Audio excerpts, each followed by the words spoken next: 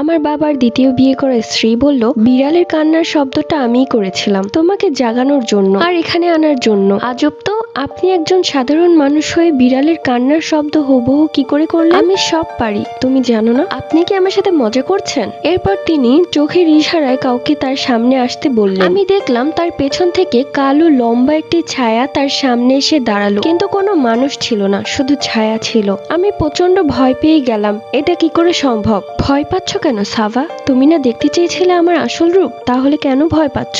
আপনি সত্যি করে বলেন, আপনি কি কোনো মানুষ নাকি অন্য কেউ? ভয় পেও না সাভা, আমি তোমার কোনো ক্ষতি করব না। আপনি কেন এসেছেন আমাদের বাড়িতে? তোমার বাবাকে আমি অনেক ভালোবাসি। তোমার বাবা একজন নামাজি মানুষ।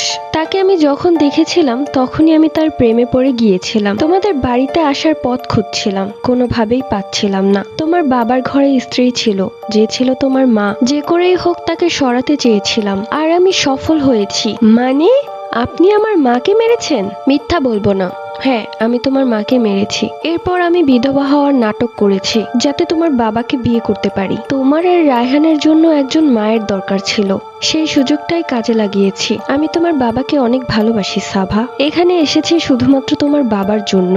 যদি চলে যেতে হয় তাহলে তোমার বাবাকেও সাথে করে নিয়ে যাব। আমি 2 পা পিছিয়ে গেলাম আর বলতে লাগলাম, কে আপনি?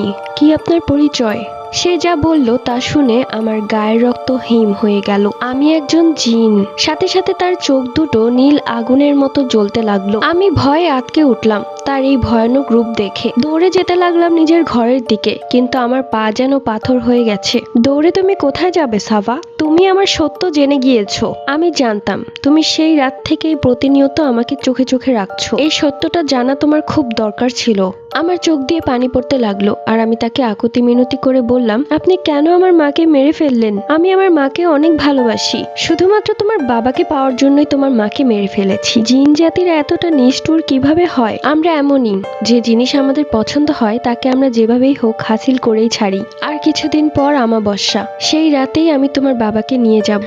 দয়া করে এটা করবেন না, আমার বাবা ছাড়া আমার কেউ নেই। আপনি যদি আমার বাবাকে নিয়ে যান আমি খুব একা হয়ে পড়বো। আপনার পায়ে পড়ছে, এমনটা করবেন না। আমাকে মাফ করে দিন আপনার সাথে খারাপ ব্যবহার করার জন্য। তোমাকে আমি খুব পছন্দ করি সাভা, তাই তোমাকে সত্যটা বলেছি।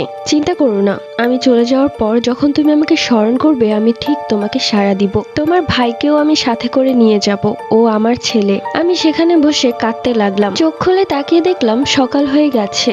আমি আমার বিছানায়, চোখ দিয়ে পানি পড়ে বালিশ ভিজে গেছে। তার মানে এটা স্বপ্ন ছিল?